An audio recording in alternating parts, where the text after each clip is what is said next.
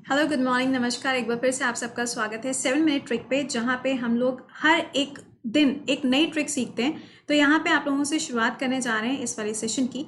अब देखो, यहाँ पे आज जो हम लोग डिस्कस करने जा रहे हैं वो स्टार्टिंग का पार्ट होगा, जहाँ पे हम लोग देखेंगे आसियान के अंदर जो कंट्रीज आती है ना।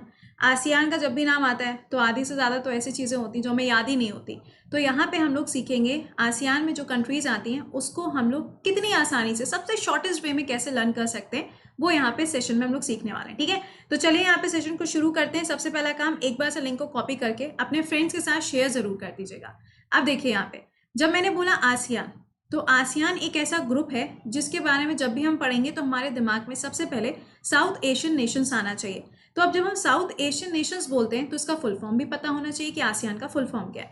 तो यहाँ पे आसियान का फुल फॉर्म है association of south east Asian Nations, यानी कि साउथ ईस्ट एशिया का जो रीजन है वहाँ पे जितने भी कंट्रीज आती हैं उनका एक ऑर्गेनाइजेशन है, उनका एक समूह है, उनका एक संगठन है, जिसको हम यहाँ पे किस नाम से जानते हैं? आसियान के नाम से जाना जाता है। ओके, तो अब देखते हैं यहाँ पे कि ट्रिक क्या होगी, लेकिन उससे पहले इस एसोसिएशन के बारे में थोड़ी सी बातें कर लेते हैं। देखिए, ये जो एसोसिएशन है इसका काम होता है कि ये प्रमोट करेगी पॉलिटिकल एंड सोशल स्टेबिलिटी को। कहाँ पर प्रमोट करेगी? तो एशिया पैसिफिक का जो रीजन है उसके अंदर जितनी भी कंट्रीज आती हैं वहां पे किस तरीके से पीस को मेंटेन किया जाए, सिक्योरिटी को मेंटेन किया जाए, सोशल वेलफेयर के लिए काम किया जाए, लोन प्रोवाइड किए जाए, ये सारा काम किया जाता है किसके द्वारा? आसियान के द्वारा।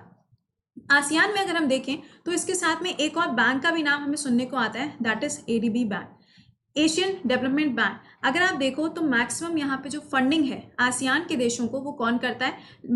मोस्ट ऑफ द टाइम यहाँ पे एडीबी के द्वारा ये फंडिंग करी जाती है।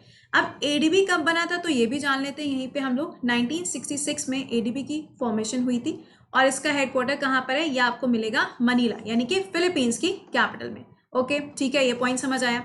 अब आसियान का मोटो क्या है? अगर आप यूपीएससी के लिए प्रिपेयर करोगे तो ये पॉइंट काफी ज्यादा पूछा जाता है। आसियान का मोटो पूछ लेते हैं तो one vision, one identity and one community, यानी कि यहाँ पे ये जो हो जाएगा इसका बेसिक एम है कि हमें इसके ऊपर फोकस करते हुए सारी चीजों को करना है उन देशों के बीच में जो आसियान के सदस्य हैं। नेक्स्ट पॉइंट, आसियान डे भी सेलिब्रेट किया जाता है। 8 अगस्त को आसियान डे हम मनाते हैं। और आसियान का जो सेक्रेटरीट है, या हम इसको बोल सकते हैं कि आसियान का जो हेडक्वार्टर है कहाँ है? इंडोनेशिया में। इंडोनेशिया किसकी कैपिटल है? यहाँ पे सॉरी, जकार्ता में। इंडोनेशिया क्या पार्ट है? क्या? जकार्ता। वहां पे आपको इसका हेडक्वार्टर मिलेगा। अब पॉइंट, इंडोनेशिया की कैपिटल जकार्ता है तो थोड़ा सा क्वेश्चन को टफ बनाना होगा, तो आपसे पूछ सकते हैं कि ये जो जकार्ता है ये कौन से आइलैंड के ऊपर है? तो जावा आइलैंड हो जाएगा। क्योंकि जब भी हम कोई ऑर्गेनाइजेशन पढ़ रहे हैं ना तो उसका जरूरी नहीं है कि हमें सिर्फ उसका जस्ट पता हो, हमें थोड़ा सा इसको एक्सप्लेनेटरी फॉर्म में भी मालूम होना चाहिए।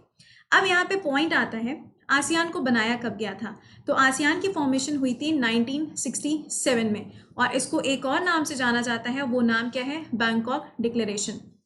ये तो नाम हो गया, लेकिन अगर पूछा जाता है कि फाउंडिंग कंट्रीज कौन सी थी, यानी कि कौन से ऐसे कंट्रीज थे, देश थे जिन्होंने मिलकर आसियान के समूह को बनाया है, तो इसमें आपको टोटल 5 कंट्री के नाम याद रखने हैं। Indonesia, Malaysia, Philippines, Singapore and Thailand. अब आप सोच रहे होंगे कि मैम कंट्रीज कौन कौन सी हैं, पहले ये भी बता दीजिए।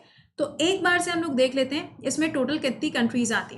टोटल इसमें नंबर ऑफ कंट्रीज आपको मिलेंगी 10 देश इसका हिस्सा है। बहुत अच्छी चीज है। Indonesia, Malaysia, Philippines, Singapore, Thailand, Bruny, Vietnam, Laos, Myanmar and Cambodia. 10 countries हो गई। अब आपको मैप के पार्ट पे समझ में आ रहा होगा कि ये जो पूरा एरिया है ये है आपका साउथ ईस्ट एशिया वाला रीजन, और यहाँ पे एक जो ग्रुप बना हुआ है दैट इज नोन एज, इसको हम आसियान के नाम से जानते हैं। आसियान का एक और हिस्सा है जिसको हम आरसीईपी के नाम से भी जानते हैं। आरसीईपी किससे बनाया गया है? फ्री ट्रेड एग्रीमेंट के लिए फॉर्म किया गया है। इंडिया पहले इसका पार्ट हुआ करता था आरसीईपी का, लेकिन अब आरसीईपी में कितनी कंट्रीज हैं? सिर्फ 15 ही बची हैं। पहले 16 हुआ करती थी, इंडिया ने इसको साइन नहीं किया। आसियान में कितनी कंट्रीज हैं? 10 देश हैं। तो अब हम देखते हैं यहाँ पे पहले 10 कंट्रीज के बारे में। सबसे पहले ब्रूनी, यहाँ पे आपको याद क्या रखना है? इसकी कैपिटल बंदर सेरी बेगावन इसकी कैपिटल है। कंबोडिया, कैपिटल हो जाएगी यहाँ पे फ्रॉम फैंग। नेक्स्ट है आपका इंडोनेशिया, कैपिटल जकार्ता। लाओस, वियतनामी, देखो वियतनामी है, वियतनाम से कंफ्यूज मत हो जाइएगा। Malaysia, Kuala Lumpur. म्यांमार, यहाँ पे नेपाई हो जाएगी इसकी कैपिटल। नेक्स्ट है आपका फिलीपींस, ये अभी मैंने बताया ना, फिलीपींस की कैपिटल में एडीबी का हेडक्वार्टर लोकेटेड है, important one. Singapore, Singapore city रहेगी इसकी कैपिटल। अब ये तो हम लोगों ने यहाँ पे कंट्रीज के बारे में डिस्कशन कर लिया है ना, तो कुछ और कंट्रीज हैं वो भी देख लेते हैं। तो थाईलैंड की हो जाएगी बैंकॉक। बैंकॉक डिक्लेरेशन के नाम से ही आसियान को जाना जाता है। फॉर यूपीएससी पर्सपेक्टिव कभी भी वो आपको आसियान लिखकर नहीं पूछता है, वो हमेशा पूछेगा which organization is known as Bangkok declaration. तो आपको ये चीज पता होनी चाहिए। वियतनाम की कैपिटल हो जाएगी यहाँ पे हनोई।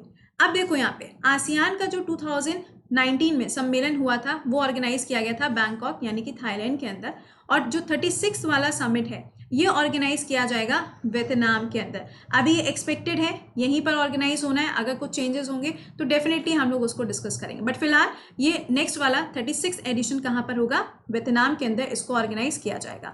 अब पॉइंट यहाँ पे आया कि हमें ये याद कैसे रखना है। यहाँ आती है ट्रिक, सुनिएगा जरा ध्यान से। तुम बीएससी करके 2mm टीवी पर आईपीएल देख रहे हो। देखो आजकल ना अनएम्प्लॉयमेंट का टाइम चल ही रहा है, यहाँ पे लोगों के पास अगर आप देखो तो बहुत ज़्यादा कुछ काम है नहीं, और अगर एजुकेटेड पर्सन है तो उसके पास जॉब नहीं है, ये चीज़ें हैं ना। तो होप कि ये लाइन आपको इजीली याद हो जाएगी। तुम बीएससी करके 2mm टीवी पर आईपीएल देख रहे हो, क्योंकि आईपीएल देखने का मतलब एक ग्रैंड टीवी हो तो मज़ा आता है। तो ज़रा सारी कंट्रीज देखते हैं, 1 2 3 4, जरा देखिएगा। बी से ब्रूनी, एस से सिंगापुर, सी से कंबोडिया, एम से म्यांमार, एम से मलेशिया। देखो यहाँ पे 2 बार लिखा हुआ है ना MM। टी से हो जाएगा थाईलैंड, बी से वियतनाम, आई से इंडोनेशिया, पी से फिलीपींस और एल से लाओस। तो ये हो जाएगी आपकी कंप्लीट ट्रिक, जहां से आप आसियान के सारे कंट्रीज के नाम एक साथ याद रख सकते हो, इजी हो जाएगा। यहाँ पे देखो बी से ब्रूनी, सिंगापुर, उसके बाद कंबोडिया। यहाँ पे 2 बार M है यानी कि एक M का मतलब हुआ म्यांमार, दूसरा हो जाएगा मलेशिया। टीवी लिखा हुआ है थाईलैंड और Vietnam, I for Indonesia, P for Philippines और एल फॉर लाओस। ये हो जाएगी आपकी trick, simple easy and sweet. तो होप कि आपको ये पसंद आई होगी, और अगर पसंद आई हो तो सेशन को एक बार लाइक करना और चैनल को सब्सक्राइब करना मत भूलिएगा। ये तो था ट्रिक का सेशन। अब इसके अलावा जो मेरे यूट्यूब का पूरा शेड्यूल होता है वो आपके सामने है, जहाँ पे हर दिन सुबह 5:30 बजे वाईफाई स्टडी स्टूडियोज पे मिलता है आपको मैपिंग का सेक्शन, और सुबह 7 बजे होता है मेन करंट अफेयर का क्लास। इन दोनों क्लासेस को देखना मत भूला करिए। Overall this is a YouTube schedule. इसके अलावा अनअकैडमी पे जो क्लासेस होते हैं उसमें मेरा जीएस का फाउंडेशन बैच चल रहा है, आप इस बैच को ज्वाइन कर सकते हो। इसमें मैंने अभी जस्ट ज्योग्राफी पढ़ाना शुरू किया है। अनअकैडमी पे बैच मिलेगा, और कोड क्या यूज करेंगे, कोड विल बी कृति10। बाकी इन्फॉर्मेशन के लिए आप कमेंट बॉक्स में भी अपना सवाल ड्रॉप कर सकते हो। And last but not the least, channel को एक बार यहाँ पे सब्सक्राइब करना मत भूलिएगा। तो मिलते हैं आप लोगों से अगली वाली ट्रिक के साथ नेक्स्ट सेशन में। अब नेक्स्ट सेक्शन में आने के लिए जरूरी हो जाता है कि आप एक बार से चैनल को सब्सक्राइब जरूर करें। Till then bye bye and take care.